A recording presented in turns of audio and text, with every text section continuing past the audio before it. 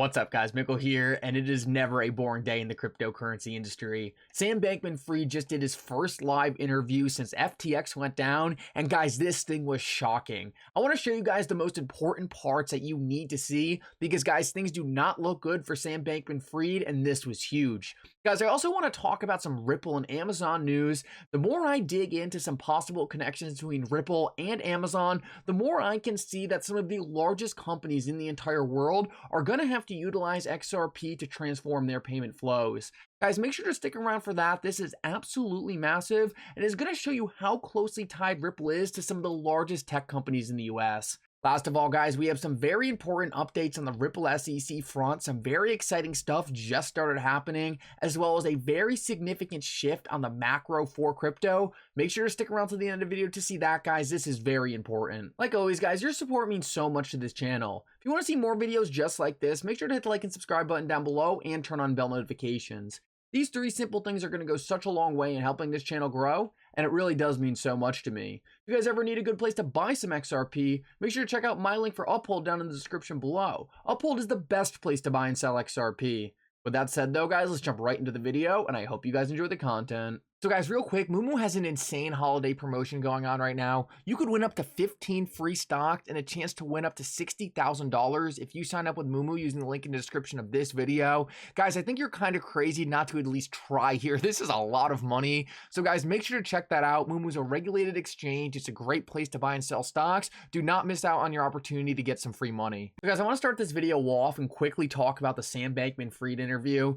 So guys, pretty much the synopsis from this interview is Sam Bankman-Fried is trying to deny all responsibility by saying he didn't know what was happening. Guys, if you listen to the interview back, and I'm not going to play it for you because you can look it up on your own, it's an hour long, but it's pretty obvious he was just told to go into every single question and say he didn't know what was happening.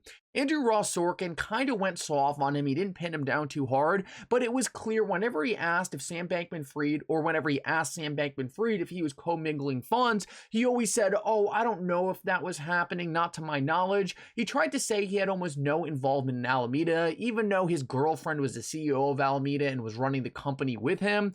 Guys, it seems pretty obvious to me he just went into this interview and tried to claim he didn't know anything going on, just try to make the people in the audience and anyone watching kind of try to feel bad for him and just try to give them the impression that he had no idea what was happening the entire time.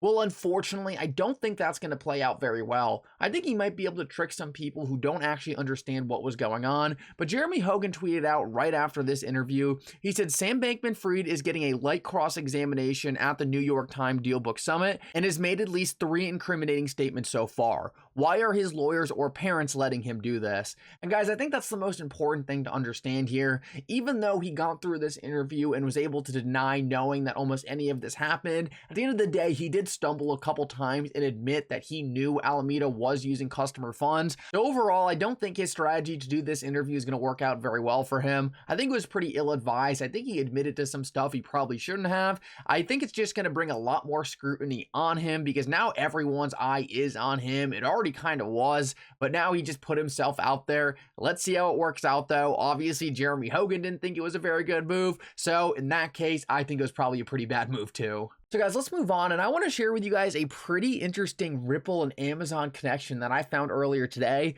Now, I kind of just stumbled upon this, but this thing is pretty crazy. So earlier today, I noticed that the Climate Pledge actually tweeted out something in relation to Ripple. They say Ripple tells us about their commitment to a low carbon future for the cryptocurrency industry and global economy. So instantly I was like, well, who are these people? Are they even important? So I took a look at their profile and saw that they had 42,000 followers.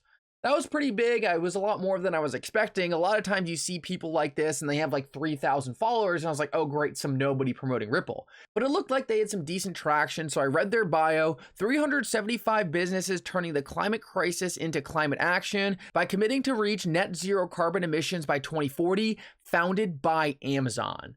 So instantly, guys, that definitely got my attention because this looks like it is a 100% an Amazon project and they are directly tweeting out about Ripple. We've already seen some past Ripple and XRP connections in the past to Amazon. There's a bunch of information on AWS's website about setting up an XRP node. But guys, I actually got a very interesting reply to my tweet.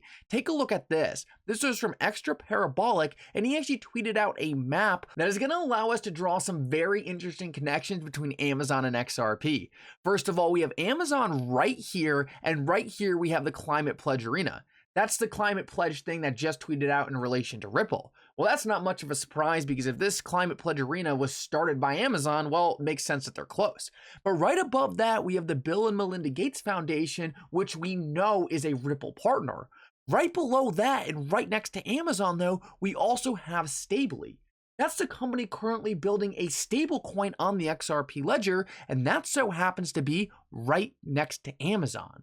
So guys, this is definitely a very interesting connection, and I would have never found this if I was on my own, but it's definitely very interesting to see two companies very integrated with Ripple and XRP right next to Amazon and right next to this company that just announced that they are going to be working with Ripple. So guys, that obviously perked my interest. So I started going through some more tweets by Extra Parabolic, and guys, what I saw is going to shock you.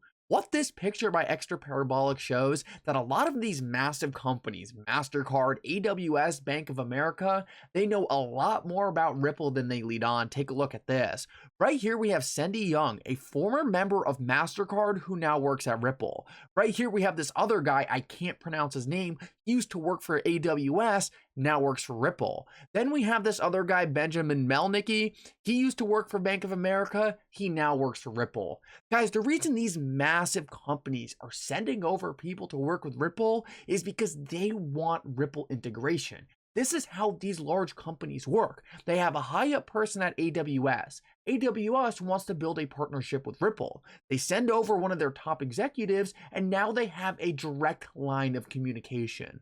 What these companies are doing right here is they are setting the rails. They want to integrate with Ripple, they want to work with XRP, but they need a good way to establish a connection. This is these companies establishing a connection. I also want to address something that's pretty important. A lot of people ask, why doesn't MasterCard just set up what Ripple does? Why doesn't Amazon just set up what Ripple does? Guys, they can't.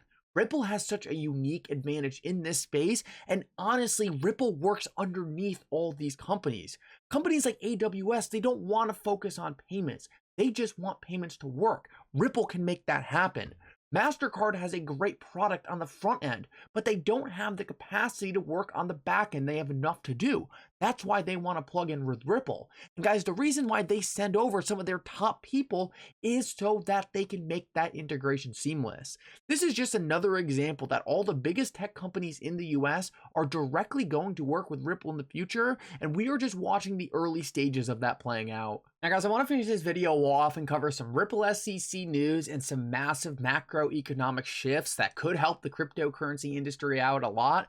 First of all, take a look at this. James K. Filan just tweeted out, the parties have begun to file under seal their replies to the oppositions to motions for summary judgment. The public redacted versions of replies are due by Monday, December 5th, but it's possible we will see them sooner. So guys, these are the last summary judgment filings. It is crazy that we finally got to this point. Now, we're not going to be able to see them yet, but James K. Filan is saying that we could see them sooner than a lot of people are expecting. Now, these summary judgment replies are going to have the Hinman emails on them. Now, albeit these emails are going to be highly redacted, we might not be able to read them, but still, guys, the Hinman emails are going to be released to the public. Now, we won't actually get to see what's in these emails until late January. But either way, guys, this is a very important step and shows that we are coming very close to this case finally being over. One other thing, and this is also massive, earlier today, Jerome Powell actually gave a speech and he was sounding extremely dovish. It seems like the Federal Reserve is getting ready to significantly slow down their rate hikes. And guys, this is something we need to see for the cryptocurrency industry to take off. The second the cryptocurrency market started a downtrend, it was when the Federal Reserve initially started hiking rates. Well, guys, it looks like we are finally coming to an end of those rate hikes, and this is something we need to see in order for the cryptocurrency market to start going back up and for the US dollar to back off a little bit. It looks like we are making that happen right now, and the last significant step we need to see for that to happen is we need to see the CPI numbers continue to come down. We're actually going to get a reading tomorrow on this. That is on the PCE data. That has to do with whether or not the cost of goods have gone up or down, which is massive in contributing to inflation. We get that number tomorrow at 8:30, so I'm going to be paying very close attention to that. Guys, if we see inflation significantly start to downtrend, the Federal Reserve is really going to be able to lay off rate hikes, and that would be massive for the cryptocurrency sector. Anyway, guys, thank you so much for coming. I hope you enjoyed this update. If you did, make sure to like and subscribe. It really does mean so much. And for now, Mickle out.